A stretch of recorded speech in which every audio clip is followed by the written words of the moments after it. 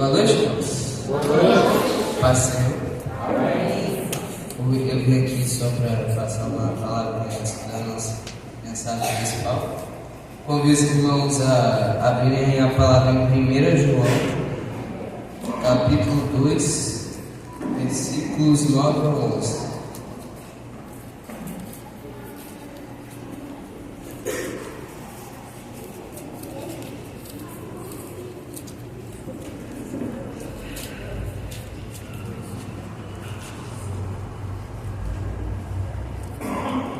Quem quiser pode ler aqui no projetor atrás de mim, se tiver dificuldade.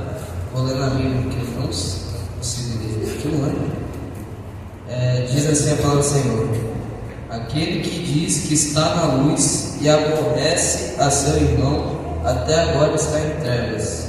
Aquele que ama a seu irmão está na luz e nele não há escândalo. Mas aquele que aborrece a seu irmão está em trevas e anda em trevas.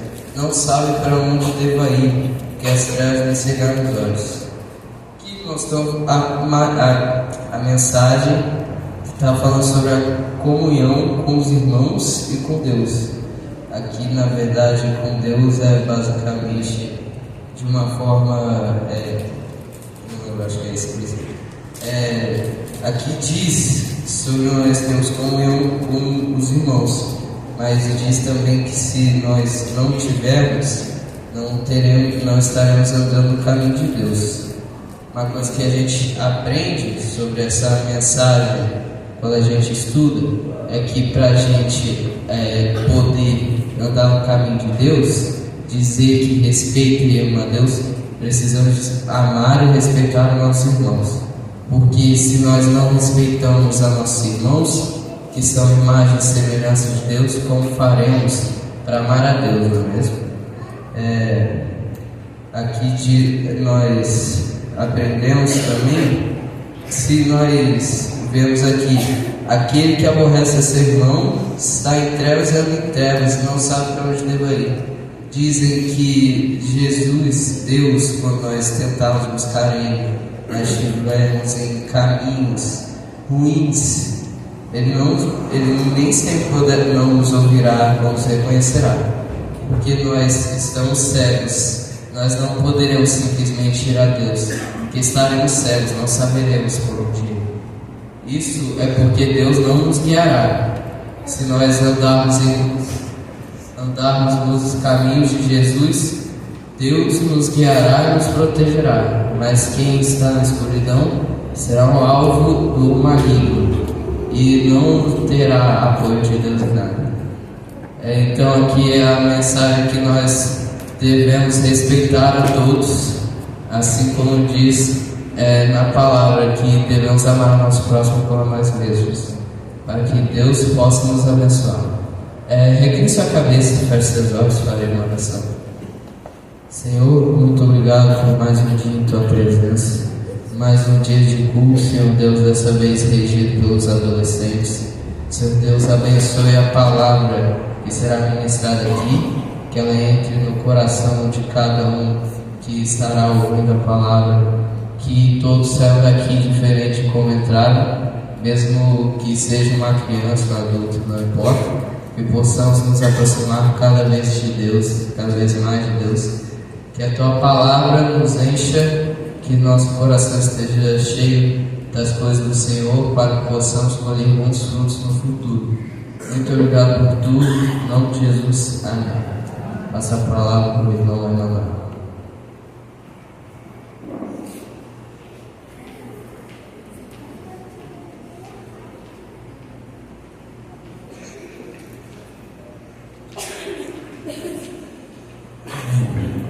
Alguém alegre com Jesus nessa noite? Amém. Salve os irmãos com graça e paz.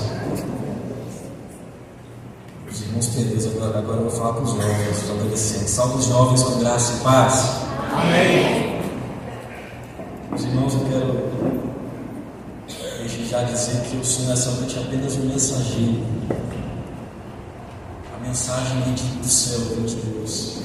Deixa eu melhorar, eu sou apenas um garçom nessa noite. Quero lembrar que quem prepara o prato não é o garçom, mas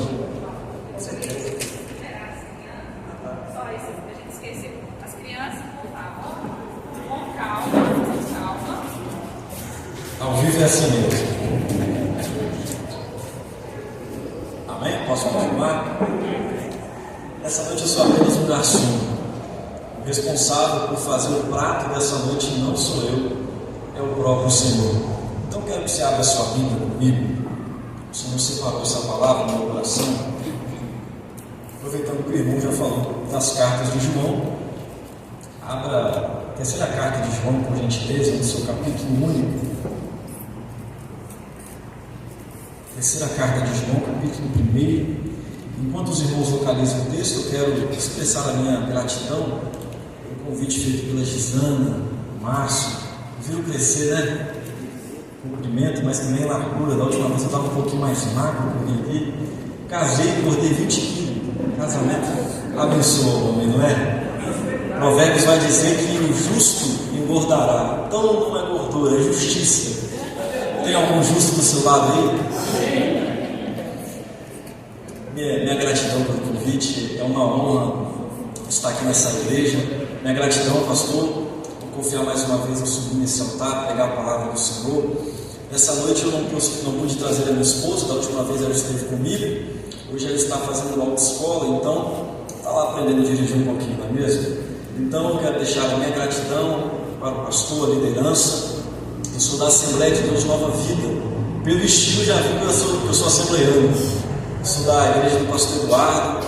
O pastor local é o pastor Pedro Paulo. Estou debaixo da bênção dos meus líderes. Estou aqui nessa noite para trazer o recado de Deus. Amém? Amém. Os irmãos acharam? Terceira carta de João, capítulo 1. Assim está escrito: ao ancião amado Gaio, a quem eu amo em verdade. Amado, eu desejo que acima de todas as coisas que tu possa prosperar em boa saúde e que também a tua alma prospere, porque alegrei-me grandemente quando os irmãos testificaram da verdade que há em ti, e como tu andas na verdade. Não tenho maior alegria de que ouvir que os meus filhos andam na verdade. Só até aqui. Hoje é um culto direcionado pelos adolescentes, e grande é o mistério que o Senhor tem para os líderes de adolescentes, né?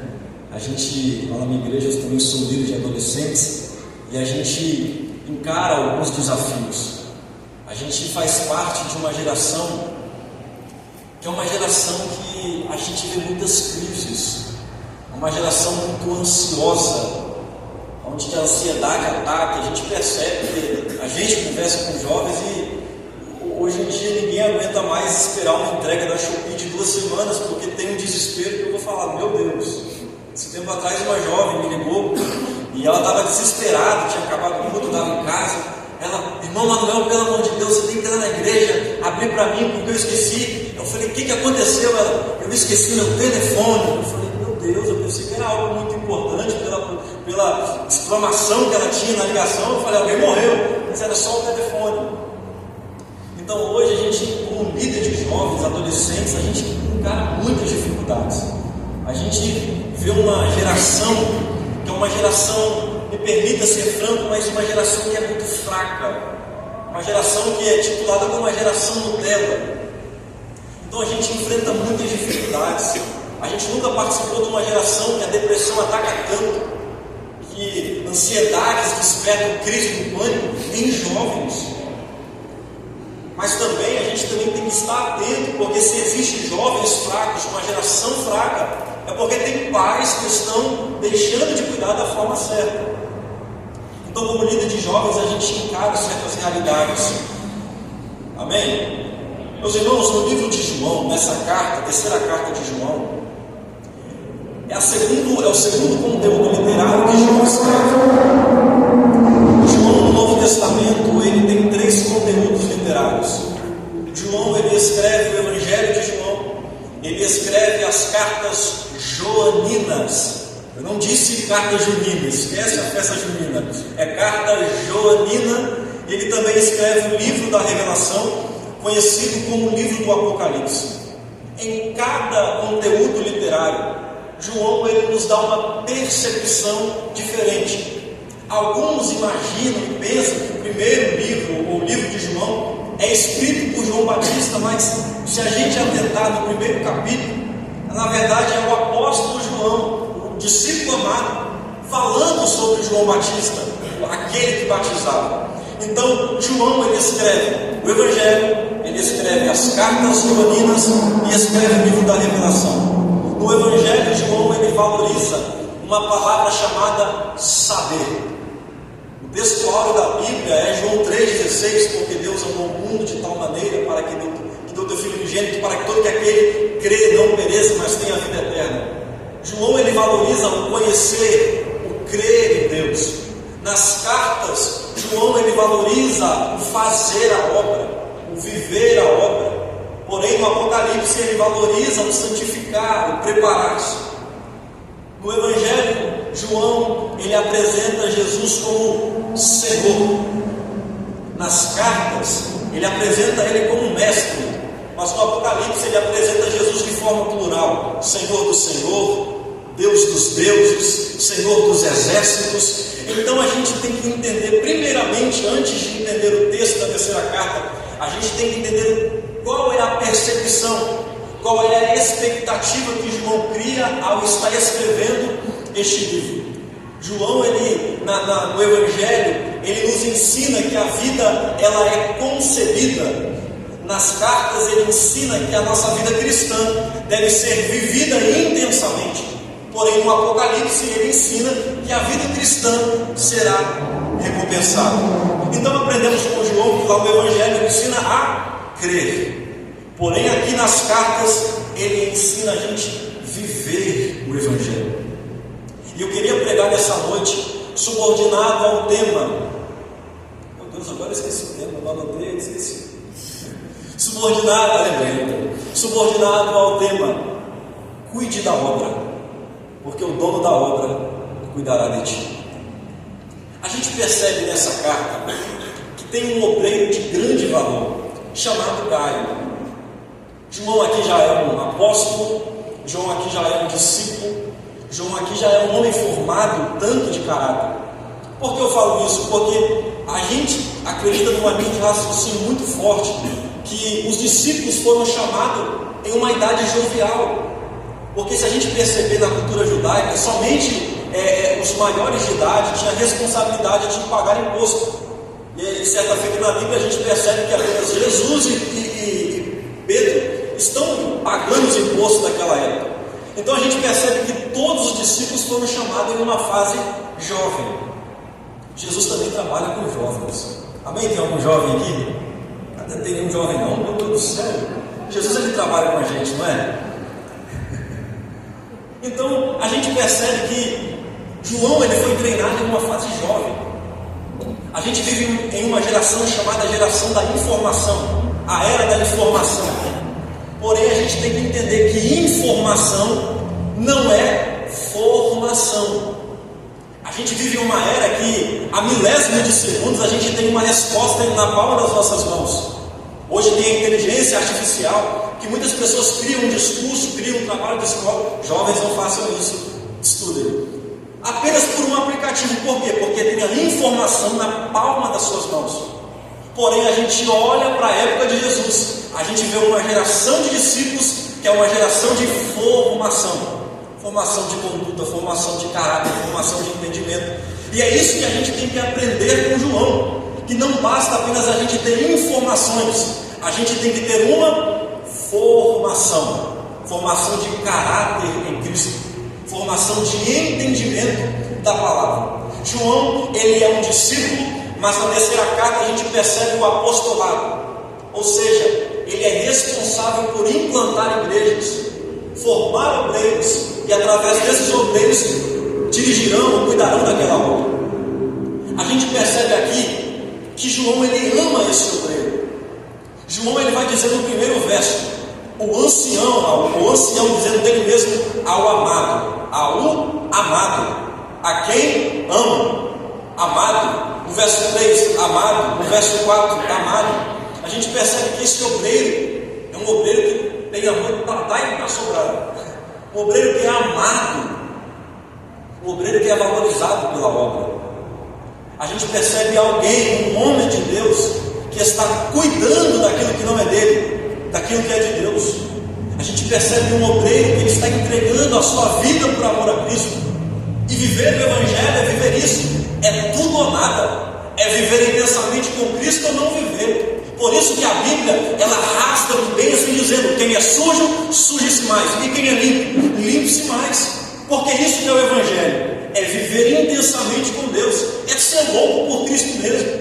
Eu às vezes eu vivo umas loucuras com Cristo que depois eu gosto de testemunhar. Paulo vai dizer bem assim: ore sem cessar. Então qual é o tempo de orar? Toda hora.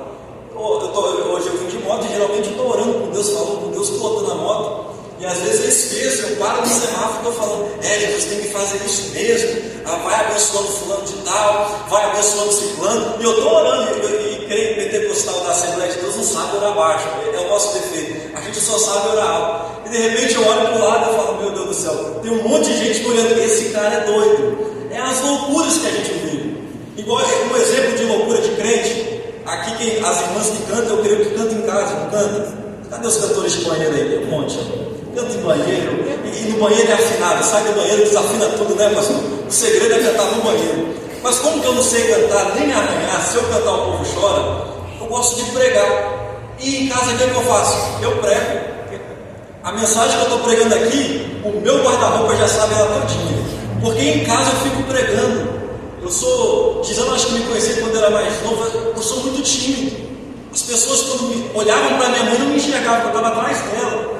Então, para me desenvolver, eu prego para frente do espelho, eu prego em casa, eu ensaio a saudação, eu ensaio como que eu vou falar. Por quê? Porque isso é viver com Cristo, é ter essas loucuras. Lá em casa eu já preguei para o banheiro, preguei para o espelho, preguei para o vaso, todo mundo é convertido lá em casa. Não tem ninguém que está de fora. Eu não sei se no arrebatamento meu guarda-roupa vai subir, meu armário vai subir, mas eu sei que dentro de casa eu prego. Porque a gente tem que viver intensamente com Cristo, viver para essa obra.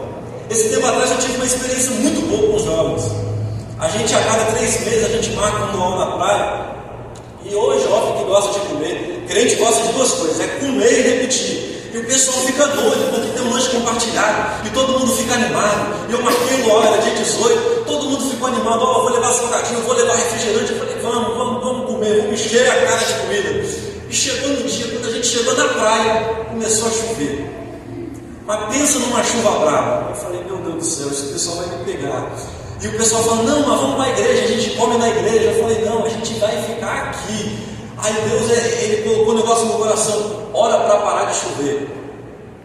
É tão bom quando a gente vê na Bíblia, Elias falando para Acabe: não, vai virar mais chuva. A gente fala: pelo amor de Deus. Mas quando Deus fala com a gente, eu falei: meu Deus do céu, tinha 30 ou 40 pessoas. E Deus fala: ora para parar de chover. Eu falei: meu Deus, tomara que ele responda a oração, senão eu vou passar vergonha. E eu chamei todo mundo, a gente tomando chuva. Eu falei: vamos dar mão aqui, vamos orar. E tá que eu estou orando, todo mundo. Eu falei: você ora com fé. Alguém falou bem assim: vai orar para quê? Eu falei: para chover mais. Eu falei: cara, que é para parar de chover, vamos orar aqui. E todo mundo deu a mão, Gisana. Eu comecei a orar, passou 30 minutos. Ó, meu Deus do céu, 3 minutos e nada, 5 minutos e nada. Eu falei: meu Deus do céu, vou passar vergonha. Mas quando deu 10 minutos, não tinha chuva. Eu falei: oh glória, Deus é aquele que responde a oração. E o mais interessante é que a gente participou daquele luau, foi uma bênção. E quando a gente foi embora, cada um estava dizendo: olha, aí na praia não estava chovendo, mas aonde que eu estava chovendo. Outra pessoa me ligava: olha, onde que eu estou está chovendo. Eu falei: é porque Deus, eu acho que ele botou uma sombrinha aqui para não molhar a gente, mas ele respondeu a nossa oração. É essas experiências que Deus quer que você não apenas testemunhe da vida de alguém, mas Ele quer que você viva essas experiências. É viver intensamente com Cristo. E é isso que Ele está dizendo. É isso que Ele está testemunhando desse obreiro chamado Gaio. A gente percebe que na terceira carta Ele fala de 2 homens, de 2 obreiros. O primeiro, chamado Gaio. O segundo, eu não disse aqui, mas é chamado Diótrefes. Que para mim, desculpe a franqueza, mas é mais para um idiota. Porque pensa num obreiro ruim. A Bíblia vai dizer que este obreiro não recebia quem vinha de fora, aqui em relação aos missionários, mas também não enviava, ao ponto de até mesmo quase rejeitar o próprio apóstolo. Um obreiro que achava que a igreja era dele, porque ele tinha um rebanho, o povo era dele e a igreja tinha que andar do jeito que ele queria. Pensa num obreiro ruim esse tal do Diótrefes. Mas o texto vai começar falando de quem? De Gaio, um homem hospitaleiro.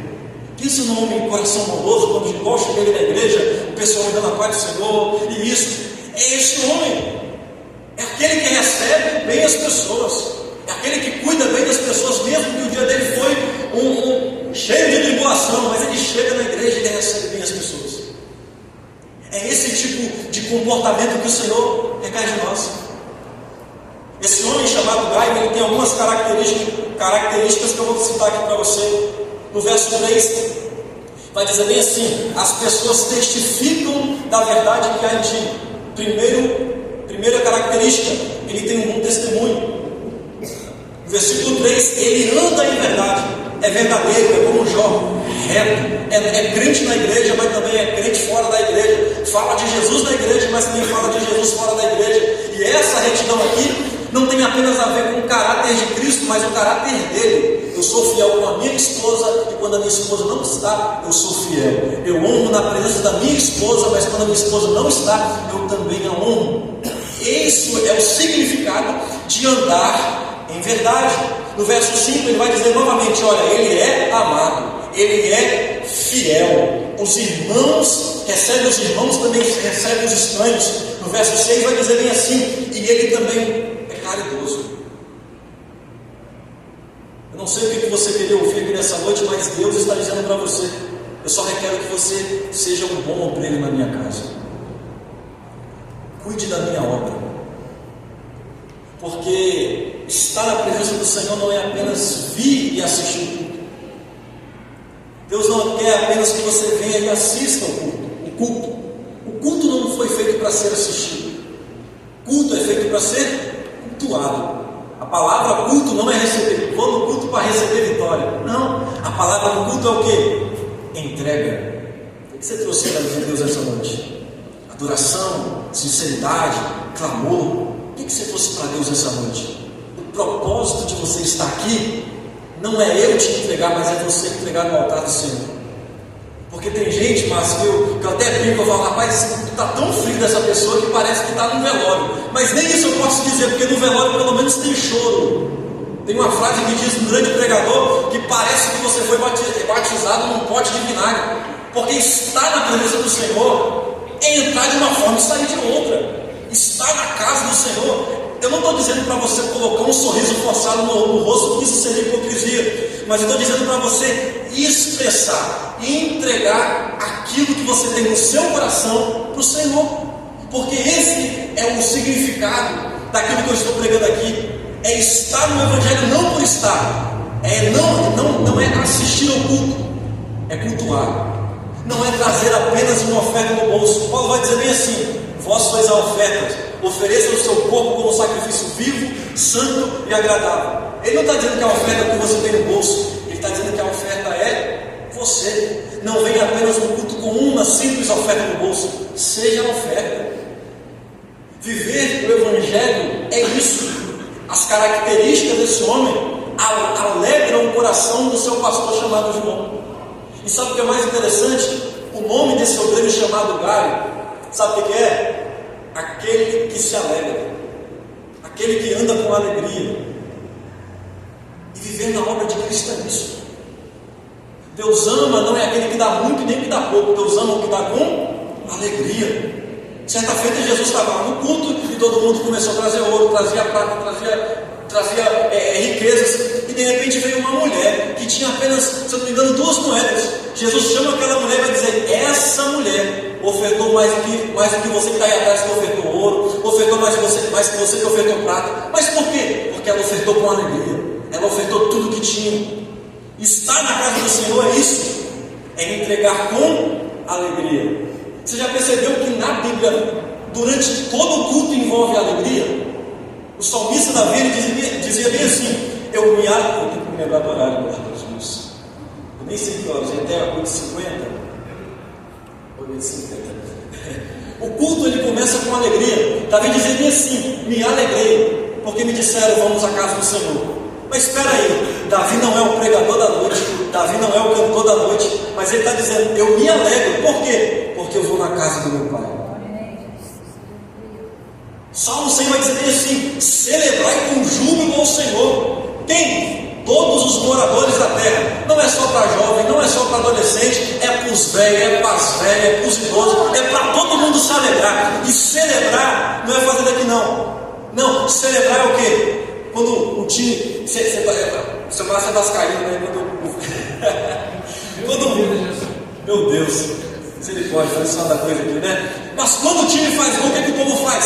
Celebra. O povo pula da arquibancada e joga a pipoca para o alto, porque isso é celebrar. Mas o mais interessante é que antes que o time faça gol, o time está entrando, todo mundo já está celebrando. Oleu lá, não é? Mas a mesma coisa o salmista vai dizer: celebrai com júbilo ao Senhor. Quem? Todos os moradores da terra. É menino, é menina, é homem, é mulher. Essa é a expressão do culto. Celebre com júbilo ao Senhor, com alegria ao Senhor. E essa expressão vai aparecer algumas vezes no livro de Salmos, em situação de guerra, em situação de choro, em situação de vitória, em situação de circunstâncias difíceis. Todas as vezes, para cada circunstância, tem alguém dizendo: celebre com júbilo ao Senhor, se alegra, faz festa mesmo. Você chegou abatido aqui triste, mas entra nesse lugar dizendo: Senhor, eu estou triste hoje, eu vou colocar tristeza no seu altar, mas eu vou voltar para casa alegre. Senhor, hoje eu não vim aqui, minha semana não foi boa, mas eu vou me alegrar na tua presença. O culto envolve alegria. O culto envolve as nossas expressões. Eu não estou dizendo para você pular e virar a cadeira, deixa isso para os pentecostais que gostam de fazer isso, mas a gente gosta de chorar na presença de Deus. A gente pode expressar com adoração, a gente pode expressar com cânticos, a gente pode expressar de joelho, em pé, deitado, mas a gente tem que fazer alguma coisa para Jesus. Não estou dizendo para a gente apenas fazer bagunça no culto, movimento no culto. Isso envolve muito mais do que isso. O culto, aqui a igreja não é um lugar de guerra. A igreja é um quartel. E quartel é lugar de quê? Preparação, aprendizado. No quartel o soldado aprende a usar arma, no quartel o soldado aprende a limpar a arma, no quartel o soldado aprende o momento certo de usar a arma. A igreja é da mesma forma. Aqui é um quartel que nós nos preparamos para uma guerra que está lá fora. Cuidar da obra do Senhor não é apenas arrumar cadeira. Cuidar da obra do Senhor não é apenas limpar o templo. Isso é muito bom. O próprio Jesus disse: o zelo da casa do Senhor me consumiu. Eu estou finalizando aqui. Existe uma diferença muito grande de trabalhar para a obra e de trabalhar com o dono da obra. Trabalhar para a obra, muitos trabalham, mas não tem a presença do dono da obra. Fato isso que a Bíblia vai dizer que naquele grande dia vai chegar gente dizendo: cantei no seu nome, Jesus, preguei no seu nome, Jesus, eu ajudei sua obra, eu limpei a obra, Jesus. Mas ele vai dizer o quê? Maldito, apartai-vos de mim, porque eu não vos conheço. Tome cuidado, não seja apenas alguém que está na casa, não seja alguém apenas que está na igreja, seja a igreja. Seja a igreja, trabalhe com o dono da obra. Gaio é aquele que anda com alegria. Tudo que esse homem faz, ele faz com alegria. Ele canta com alegria. Se a igreja está cheia, ele prega com alegria. Se está vazia, ele prega com alegria. Se a expectativa é alcançada, ele vai com alegria. Mas se ele é frustrado, ele também vai com alegria, porque ele está trabalhando com o dono da obra. Uma coisa, isso é muito fácil de entender. Para quem trabalha por conta própria e compra suas mercadorias, tem um representante. O representante a gente conhece, toma café. A pessoa que trabalha contigo você conhece, toma café. Mas aquele que fabricou o produto, você nem conhece. Aquele que fabricou a vacina, você não conhece. Eu sou protético, aqueles que fabricaram o dente, eu não conheço. Mas eu conheço aquele que me entregou. É a mesma coisa. Tem muita gente que trabalha para a obra, mas Deus não conhece. Mas aquele que trabalha com o dono da obra, ele vai dizer bem assim: pode entrar, benditos do meu Pai. Pode cuidar da obra, pode entregar a sua vida para Jesus. Seja louco por Jesus, porque Ele vai cuidar de ti em cada detalhe. Apóstolo João vai dizer para ele bem assim: vai bem, ele está profetizando, assim como vai a tua alma. Eu desejo que você vai bem em todas as áreas, assim como a sua alma vai bem. Por quê? Porque aquele que serve a Jesus com alegria tem uma alma livre, tem uma alma alegre. E é isso que João está dizendo: assim como a sua alma é alegre, assim como a sua alma tem um coração bondoso para Cristo, eu desejo que vai bem em todas as áreas. É isso que Jesus quer para a nossa vida, que venhamos cuidar da obra dele com ele. O que eu posso fazer para cuidar da obra? Cuida do esposo, cuida da esposa, tenha um testemunho. Acaba o culto hoje e fala: olha, seu Márcio, vou te levar lá na churrascaria, Vila Rio, aquela picanha. É cuidar da obra, né, pastor? Cuidar da família, cuidar dos irmãos. É esse homem. Porque é muito fácil a gente chegar no culto e se alegrar aqui e chegar em casa e não ter um bom testemunho. Mas ele está dizendo: tenha testemunho, cuide da obra, abraça aqui dentro, mas também abraça lá dentro da sua casa. Ame os seus irmãos aqui dentro, mas também ame os seus irmãos dentro daquela sala. Ama aquele atribulado que te persegue, ama aquela vizinha fofoqueira, ama todo mundo. É isso, é expressar o amor de Cristo para as pessoas. Porque todas as vezes que a gente cuida da obra, e cuidar da obra de Cristo não é fácil. Porque nem todas as vezes a gente vai alcançar as nossas expectativas na vida de alguém. Nem todos os plantios que a gente faz na vida de alguém, cuidar da obra é cuidar de pessoas. Nem todas as vezes as nossas expectativas serão alcançadas. Mas a palavra que Deus tem para a nossa vida essa noite é: cuide da minha obra, porque eu cuidarei de você. No mês passado eu tive uma experiência com Deus muito interessante. Era uma quinta-feira e alguém estava me ligando, era um número desconhecido. Eu falei: meu Deus do céu, uma hora dessa, o está me ligando, não vou atender. Eu atendi, aí era um homem dizendo bem assim: olha, me passaram o seu número, você é protético, não é? Eu falei: sim, a gente está numa viagem missionária e o protético que a gente não vai poder ir, e a gente precisa levar o protético. Eu nem sabia quem era. Eu falei: é que dia? Ele falou do dia, era 7 dias, mas começava no dia 16. Aí eu falei: tudo bem, eu vou pegar o avó da minha esposa aqui, eu converso contigo, converso com o pastor. Eu não sabia quem era, desliguei o telefone, falei com a minha esposa: tudo bem. No outro dia eu liguei para o pastor e falou: tudo bem. Aí eu entrei em contato com aquele rapaz, ele se identificou, falou que era da Fonte de Vida. Eu falei: não, tudo bem, vamos lá. Porém tem um porém. Ó, porém tem um porém. Eu trabalho para mim mesmo. Eu falei: rapaz, só quem trabalha por conta própria sabe as aventuras. Eu falei: rapaz, eu vou ficar 7 dias sem trabalhar. Comecei esse empreendedorismo agora faz 1 ano, 2 anos. Eu falei: tudo bem, eu vou cuidar da obra de Cristo. E eu fui. Quando eu cheguei lá no dia, lá na Fonte de Vida, eu não conhecia ninguém, porque eu não sabia nem que me ligou. Eu liguei para o rapaz, ele apareceu. Eu entrei no ônibus com 42 homens, era uma caravana só de homens para fazer uma obra missionária, e eu nem sabia o lugar. Eu cheguei lá e falei: a gente vai para onde? Ele falou: para o sertão. Eu falei: sertão da onde? Da Bahia. Eu falei: quantas horas de viagem? 39 horas. Eu falei: meu Deus, grande é o mistério. Eu falei: vamos lá. Aí eu conheci um rapaz que me chamou, ele é um doutor, dentista, ele é Rodrigo, o nome dele. Aí a gente foi para aquela obra, eu dormi tudo, eu sou muito vergonhoso, sou muito travado para falar com as pessoas. Eu falei: eu vou dormindo. Eu dormia, acordava para comer, dormia, acordava para comer. E lá eu recebi um impacto muito grande. Porque cuidar da obra é cuidar de pessoas, e o sertão da Bahia é conhecido como a África brasileira. Eu vi muitos jovens, muitos adolescentes, muitas crianças que não tinham o mínimo para viver. E a gente estava lá, eu estava servindo com o meu trabalho. Eu participei apenas de 2 cultos, porque enquanto o povo estava cultuando, eu estava trabalhando. E o culto que eu participei, um jovem aceitou Jesus da idade de uns 13 anos. E que ele estava com uma roupa tão simples, mas tão simples. Ele estava com o chinelo, estava quase. Eu nem vi o chinelo, só vi a bainha do chinelo em cima. Aí Deus falou assim: dá só tênis para ele. Eu falei: rapaz, eu acabei de comprar o tênis, só tenho tênis. Eu falei: tudo bem. Aí quando acabou o culto, eu falei com aquele jovem, eu falei: você calça quanto? Aí ele falou assim: eu calço 34. Eu falei: você não calça 34, seu pé é do tamanho do meu, menino, olha que pezão. Ele falou: não, mas o meu chinelo está 34. Eu falei: não, seu pé é do tamanho do meu, é 41, 42.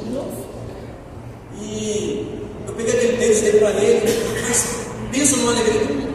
Para mim é uma coisa simples, apenas um tênis, mas para aquele povo era, uau, tecnologia avançada. Mas a gente estava cuidando de pessoas, amigo. Mais de 50 vidas aceitaram Jesus no sertão. A gente foi cuidar de um povo que não tem conhecimento de nada. Lá não tinha escola, a gente andava 3, 4 horas para chegar no vilarejo de 10, 15 pessoas que viviam daquilo que tinha. E eu falei, gente, como que esse povo consegue viver aqui? A gente foi 7 dias de viagem, 2 dias para ir, 2 dias para voltar. A gente trabalhou 3 dias incessantemente. O que eu fiz lá em 3 dias eu não faço aqui em um mês. Eu fiz 40 próteses em 3 dias. Eu falei, caramba, é Deus operando, porque no meu laboratório, onde eu tenho todos os equipamentos, eu não consigo fazer isso. Lá faltou uma pasta chamada pasta de polir, que é para polir as próteses, e não tinha, acabou. Eu falei, meu Deus, não tem loja aqui, é tudo, você olha para um lado é mato, você olha para o lado é outro, é sertão. Eu falei, não, a gente vai inventar, a gente é crente, vamos inventar. A gente gosta de inventar coisa, né? Eu falei, tem areia? Tem, vamos peneirar. Tem pasta de dente? Tem um pouquinho de água? Tem. A gente foi fazendo isso tudo, e não é que deu certo. Aí deu certo, a gente fez o material, tudo. Mas eu fui muito impactado, eu pensei que eu fui lá para ensinar, mas eu fui para aprender. Das pessoas vivendo com simplicidade, mas quando ouviram falar de Jesus,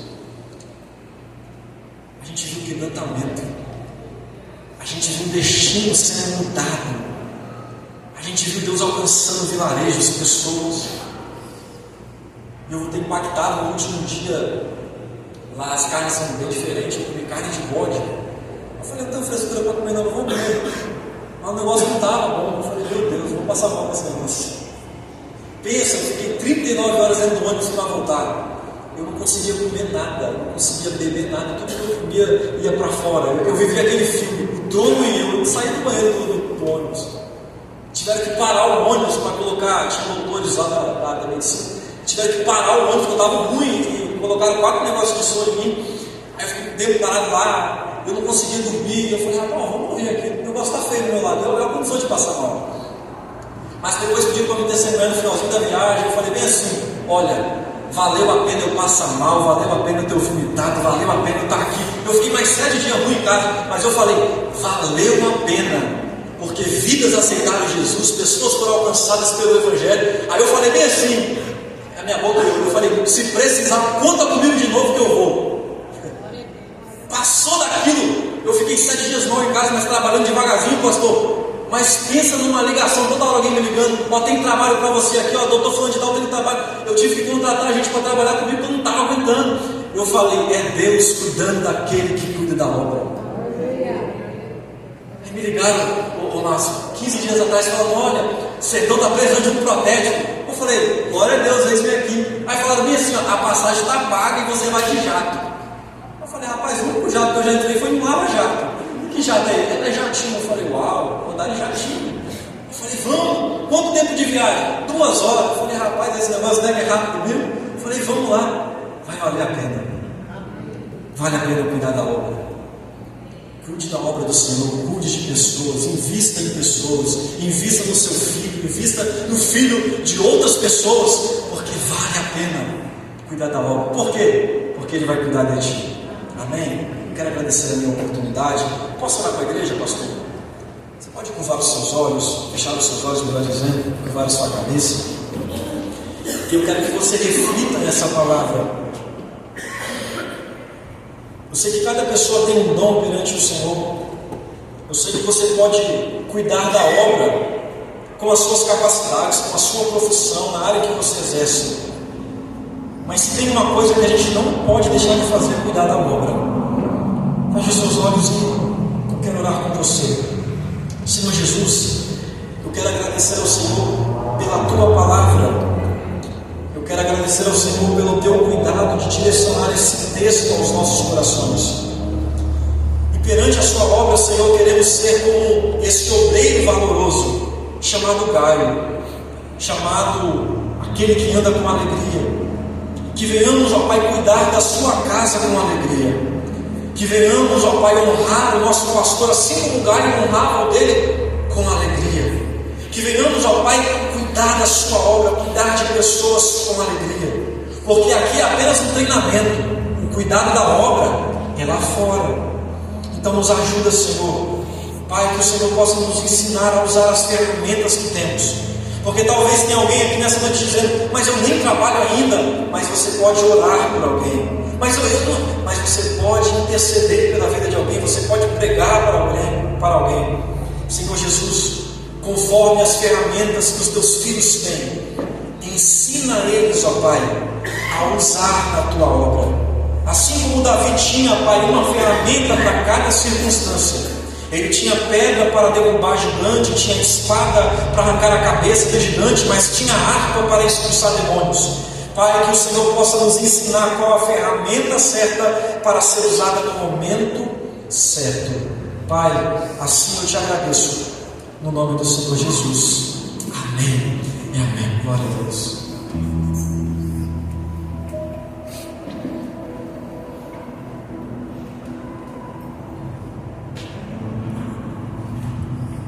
Boa noite, paz do Senhor. Eu gostaria que vocês abrissem a Bíblia no livro de 2 Coríntios 9, 7.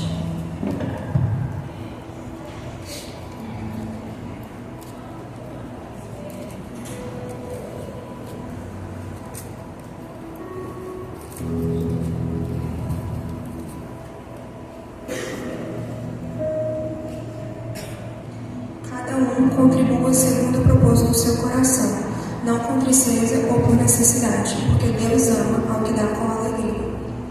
Agora, ao som da música instrumental, vocês podem trazer os seus dízimos e ofertas.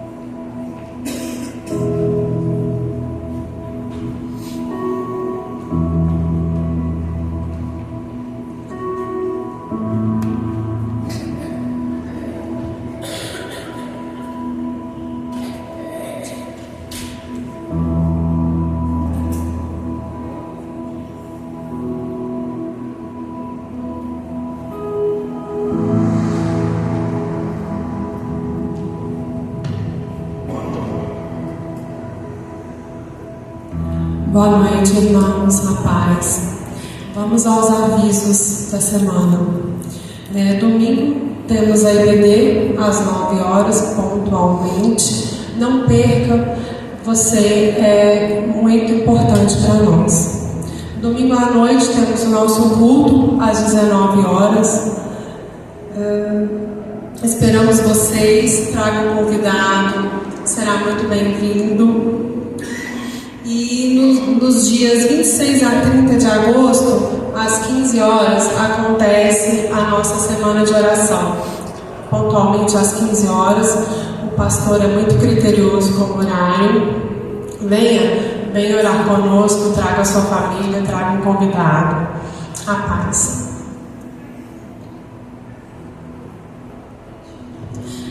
Encerrando o nosso culto, irmãos, queria orar, agradecer ao Senhor por esse momento. Nós estamos aqui, como o Emanuel falou, a igreja é um quartel. Eu gosto de chamar a igreja de centro de treinamento, de CT. É aqui que a gente é preparado, e nós estamos aqui preparando esses adolescentes para tudo que o Senhor tem para a vida deles. Estamos aqui preparando eles para serem grandes líderes, aonde o Senhor colocar eles para trabalhar, para servir. E eu queria que a igreja ficasse de pé para a gente orar agora e encerrar o nosso culto. Queria agradecer, Emanuel, por ter aceitado mais uma vez o nosso convite. Leva o nosso abraço da nossa igreja ao seu pastor, à sua esposa também. Obrigada. Papai querido e amado, muito obrigado, Senhor, por mais esse dia importante nas nossas vidas, porque é o dia em que nós paramos para te ouvir, para te cultuar, para te adorar, para sermos transformados, Senhor, pela Tua palavra, pelos louvores. Muito obrigada, Espírito Santo, pela Tua presença próxima de nós. Continua conosco, abençoe, Senhor, esse restinho de semana. Nós entregamos a vida de cada um aqui, a vida do nosso pastor, do do Emanuel, de tudo que carrega o nome deles, papai, que o Senhor continue cuidando e fazendo frutificar, ó Deus. Abençoa cada adolescente aqui, cada família que está aqui com seu adolescente, aqueles que não puderam vir também, Senhor, e continua fazendo esse ministério crescer, que nós tenhamos cada vez mais adolescentes engajados com a Tua obra, Senhor. Continua cuidando de nós, leva-nos para casa em paz, em segurança, e obrigada por tudo. Perdoa, Senhor, os nossos pecados, as nossas falhas, e aceita o nosso louvor e a nossa adoração, em nome de Jesus. Amém. Vamos em paz e tem um lanchinho lá fora para a gente compartilhar.